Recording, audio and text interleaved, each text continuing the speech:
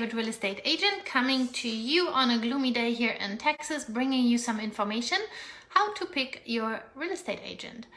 There are two ways how to approach the search for a real estate agent. You go for the cheapest or you go for the best.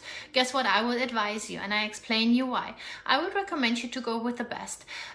Recent experience, let's just assume there was a listing, let's just say $300,000 is the value of the home, and we got the seller a $30K extra. We created a multiple offer situation by pricing it right. We attracted right away a whole bunch of strong buyers, and then we said, well, we have a multiple offer situation. Can you please submit us your best and final? And the buyers went back to the drawing board, talked to their agent, looked at the comps, said it's priced right. We can go a little bit higher. We are asking grandma for a little bit of extra money, and the last 2-3 years we have seen how much extra cash is there. So our buyers do have cash. The thing is just they're all waiting for a right deal.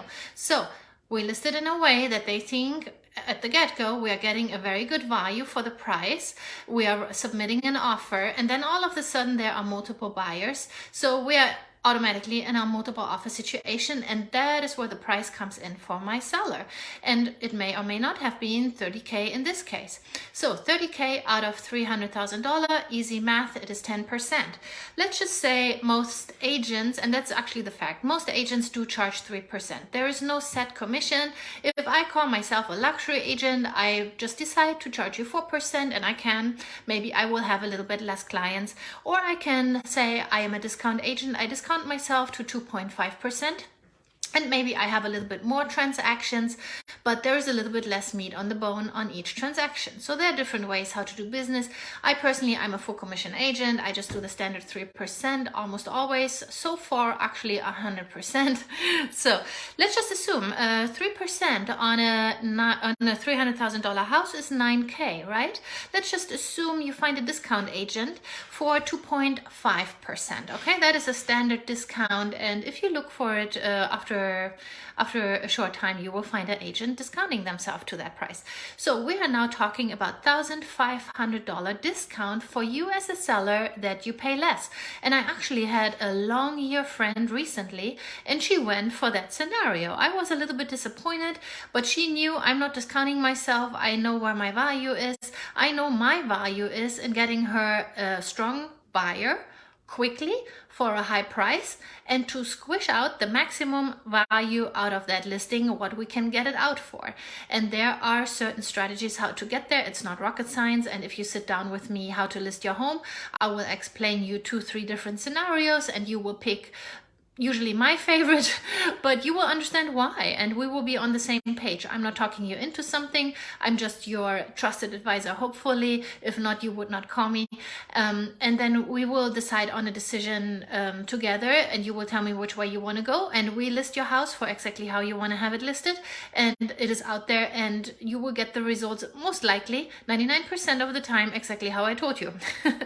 Okie dokie. So if you find a discount agent, $1,500 discount at the end of the transaction. The good news and the bad news is you don't even know how much money you've lost. I was watching that listing, and the agent that actually listed it is not a bad agent. It's a Remax agent. Was actually a good agent, probably.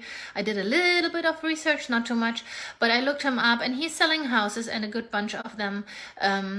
But he went with the discount commission approach, and the house was sitting on the market weeks and weeks and weeks and weeks. And I was watching it from the distance. At that point, when the friend decided for the other agent, I take my hands off, and it's on them. May he do his job or not? I'm not interfering with that anymore. But sometimes here and there, I just pull it up on the MLS and see, is he actually selling for $50K over what I recommended? Oh, it's not selling. That's what I thought. No hard feelings, but of course there is an interest on me to just watch those things. So back to my example, in my situation, I got my seller $30K over asking. In this example, that is a 10% over asking is a $30K. And if this seller would have decided for a discount agent, she would have saved $1,500. So that's quite the difference. Actually, it is $28,000, 500 difference if she would have gone this way or that way. Also, I got her under contract right away. We were listed for a weekend. Saturday, I invited for best and final. Sunday, we executed on the strongest buyer. After that, still some offers dribbled in, but like it is my experience, the first offers are the strongest, and that's exactly what happened. And the other offers that came in late were not competitive anymore. So that is good. And we also have backup. The good thing about backup is when you create a multiple offer situation, that one client that is under contract with you buying your house, they know that there is competition. If they get too funky during inspection and just say the faucet is dripping and we want a $20,000 discount for that, and this again may or may not have happened, I just say as the listing agent, hey, we have like 15 people waiting behind you and the offers were really, really tight. I'm not disclosing any numbers, but I'm a little bit afraid that if you throw too much of a fit, that my seller will simply go with a backup. Let's not do that. Let's keep your client under contract. Let's see the closing table. And we both know a dripping faucet is not worth what you're asking for. So please have a conversation with your buyer. And usually they do.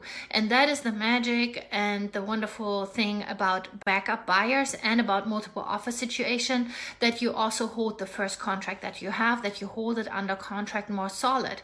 And I had with my client the whole 9-yard conversation about that, and she was like, well, like you always say, it's not rocket science, easy to understand, and she was completely on board and she's trusting me. And yeah, so we are heading straight to the closing table with a solid buyer, and that is where I personally see the bigger value for sellers instead of looking only at the commission. I understand you want to save a buck, and when I'm on the seller side, and right now I'm selling 2 of my own houses right now. Long story short, I can make another video about that. It is not it's not because I need the money, it is just because I think it's a good time to sell, and if you consider selling, you should do too, and we can have a conversation about that. But when you are a seller, your value comes out of creating a multiple offer situation, getting top dollar for your house, finding a solid, very motivated buyer that will be motivated for the next 30 days to actually see the closing table with you. And if you the risk is when you go with a discount agent that just throws it out there, overpriced, poor pictures, all of those things, that you only attract probably one buyer, and then you are not in the driver's seat anymore. That buyer basically dictates how the transaction goes. If they ask for a discount, they know that there is no backup buyer, so they run the show. And I like to run the show for my sellers. I like to be in the driver's seat. I like to be in a strong position for my sellers to negotiate on their behalf, or help them negotiate, better to say, and to keep the price nice and high. If that all makes sense to you and you have a house to sell, or you know any friends or family that want to sell, and honestly, if you have friends and family that want to buy, it is the same thing, just other way around. Same strategies, same knowledge, just other way around, how to get a foot in the door when you're the buyer. Okie dokie, there are ways to write it up, and there are ways how to write it up when you're the seller. It is not rocket science. I would love to have a conversation with you. If you want to buy or sell, let me know. 832-444-4923, and we will have a chat. Thank you. Bye bye. Have a good day.